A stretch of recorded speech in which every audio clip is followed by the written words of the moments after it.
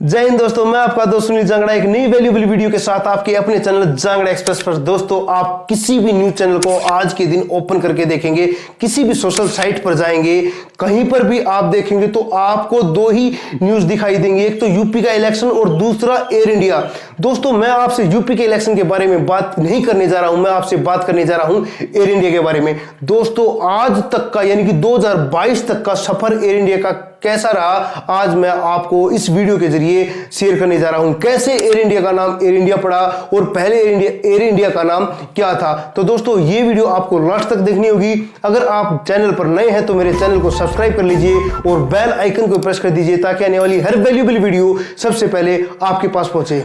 तो दोस्तों, चलिए वीडियो शुरू करते हैं। दोस्तों, अगर हम एयर इंडिया के इतिहास के बारे में बात करते हैं तो एयर इंडिया की जो स्थापना हुई थी वो हुई थी अप्रैल 1932 के अंदर। हाँ जी दोस्तों, एयर इंडिया की जो स्थापना हुई थी वो हुई थी अप्रैल 1932 में। और जो इसके जो संस्थापक थे वो थे JRD टाटा, यानी कि जहांगीर रतनजी दादा भाऊ टाटा।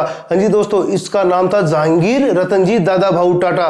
दोस्तों, 1932 के अंदर जब एयर इंडिया आई थी उस समय इसका नाम एयर इंडिया नहीं था, उस समय इसका नाम था टाटा एयरलाइंस। हाँ जी दोस्तों, इसका नाम था टाटा एयरलाइंस। दोस्तों, 1932 के अंदर इसका जो ऑफिस था, अगर हम इसके ऑफिस की बात करें तो इसका जो ऑफिस था वो था मुंबई के जुहू में, वो एक कच्चे मकान में था। हाँ जी दोस्तों, कच्चे मकान में इसका ऑफिस था। दोस्तों, उसके आसपास एक खुला मैदान था, वहीं से JRD टाटा प्लेन की उड़ान भराते थे। अगर उस समय वहां पर बारिश आ जाती थी तो JRD टाटा पूना से उड़ान भराते थे। दोस्तों, अगर इसकी हम प्रॉफिट की बात करें 1932 में, यानी कि पहले साल इसका प्रॉफिट कितना हुआ, तो पहले साल इसका प्रॉफिट हुआ 60,000 रुपये। हाँ जी दोस्तों, पहले साल एयर इंडिया का उस समय जो नाम था एयरलाइंस का, टाटा एयरलाइंस का जो प्रॉफिट था वो हुआ 60,000 रुपए। अब हम बात करते हैं कि एयर इंडिया ने पहली उड़ान कब भरी। दोस्तों, एयर इंडिया ने पहली उड़ान 15 अक्टूबर 1932 को भरी। हाँ जी दोस्तों, 15 अक्टूबर 1932 को एयर इंडिया ने पहली उड़ान भरी और वो जो उड़ान थी वो अहमदाबाद से कराची होते हुए मुंबई आई थी। और उस प्लेन के अंदर ओनली 25 kg चिट्ठियां रखी हुई थी, इसके अलावा कोई भी पैसेंजर उसके अंदर नहीं था। 25 kg सिर्फ चिट्ठियां रखी हुई थी। दोस्तों, अब आता है 1946 के अंदर जाकर टाटा एयरलाइंस का नाम एयर इंडिया रखा गया। हाँ जी दोस्तों, टाटा एयरलाइंस का नाम एयर इंडिया कब रखा गया, 1946 के अंदर। अब हम बात करते हैं 1948 की। अब पहली जब अंतरराष्ट्रीय वो उड़ान भरी गई 1948 के अंदर, यानी कि 1948 के अंदर पहली उड़ान भरी गई। सबसे पहली जो फ्लाइट गई थी वो इंग्लैंड गई थी। हाँ जी दोस्तों, पहली फ्लाइट गई थी इंग्लैंड। उस समय अमेरिका जैसे देशों में जाने के लिए 2 दिन का टाइम लगता था, लेकिन आज के दिन तो 12 घंटे में अमेरिका जा सकते हैं। 1948 के अंदर क्या हुआ, 1948 के अंदर पहली उड़ान इंग्लैंड के लिए भरी गई थी। दोस्तों, अब आता है 1953। हाँ जी दोस्तों, वही ऐतिहासिक ईयर से 1953 के अंदर 1953 के अंदर एयर इंडिया का पूरी तरीके से राष्ट्रीयकरण कर दिया गया, यानी कि एयर इंडिया पूरी तरीके से सरकारी कंपनी बन चुकी थी। 1953 में एयर इंडिया पूरी तरीके से सरकारी कंपनी बन चुकी थी। 1953 के बाद 1953 से 2000 तक, यानी कि सन 2000 तक एयर इंडिया बड़ी अच्छी तरीके से चल रही थी। लेकिन बीच में 1994 और 1995 के अंदर, यानी 1994 और 1995 के अंदर कुछ निजी कंपनी आ गई, यानी कि बहुत सारी कंपनी आ गई। जो भी जैसे एयर इंडिया है वो तो सरकारी कंपनी थी, लेकिन प्राइवेट कंपनियां भी आ गई।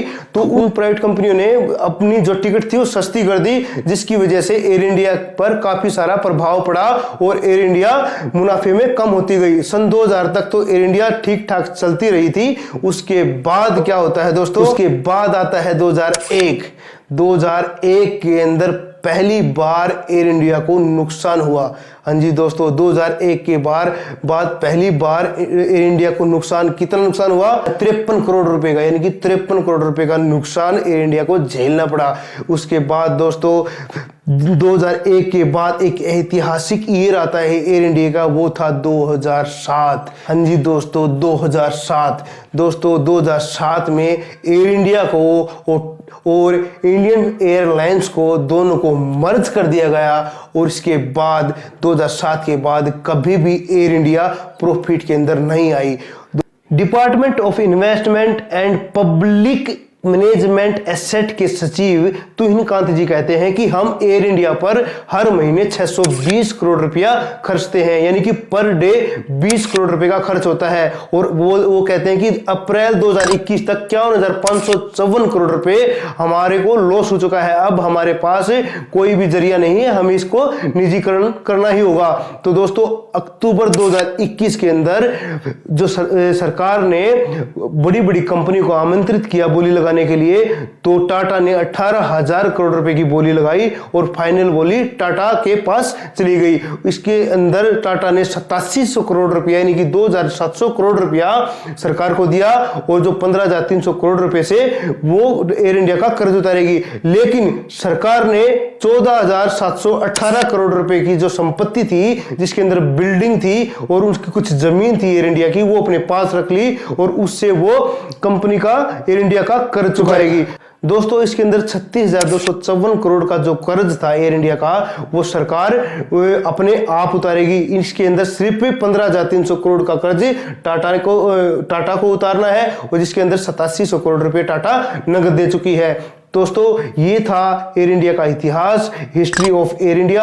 अगर आपको ये वीडियो अच्छी लगी तो चैनल को सब्सक्राइब कर देना और बेल आइकन को प्रेस कर देना, ताकि आने वाली हर वैल्यू वीडियो सबसे पहले आपके पास पहुंचे। दोस्तों मिलते हैं अगली वीडियो में, जब तक के लिए जय हिंद।